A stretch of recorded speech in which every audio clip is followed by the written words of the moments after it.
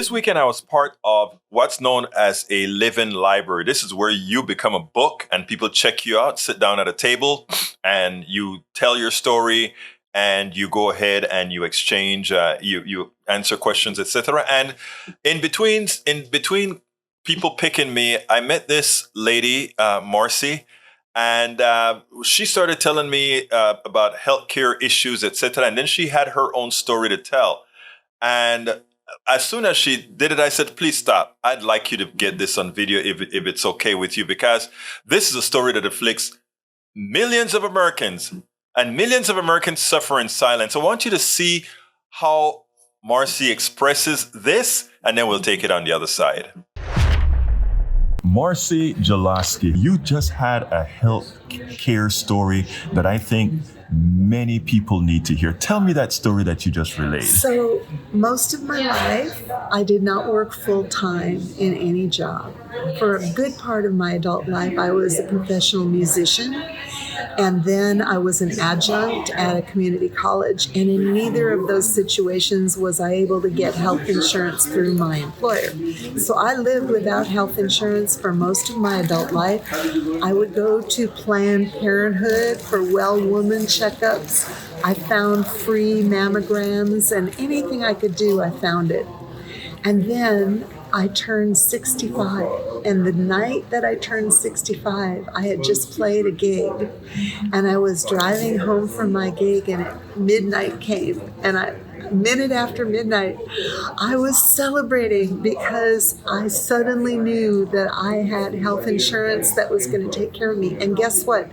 19 days later, after my Medicare kicked in, I had an emergency gallbladder surgery that cost me, I think, $200 that I don't know what I would have done if I hadn't had insurance. So yeah, it's crazy what we have in this country and what we don't have. And I'm so happy to be 65 and older.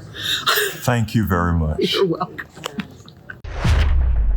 No part of America should deserve having to fight for health care by going to Planned Parenthood or going to these other areas.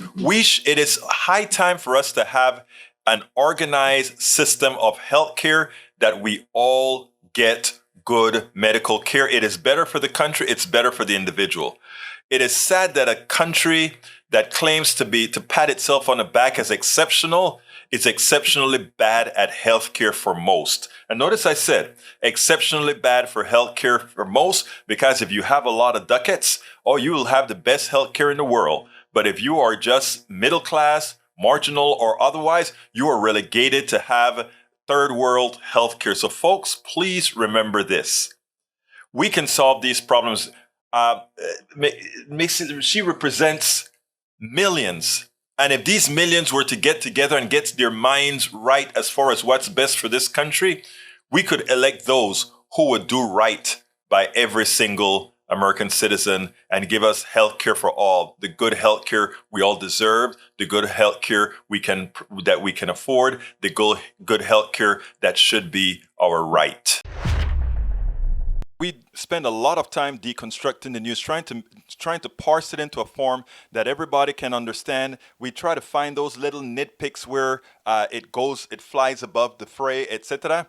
If you really like these videos that we do, I want to ask a big favor. Please go ahead. Number one, subscribe to our channel. And number two, please join if you can. Thank you so kindly for watching. Keep watching. Please remember to share. We must populate the entire internet with our progressive message, a message that we know is what most Americans say that they want. So help us, please join.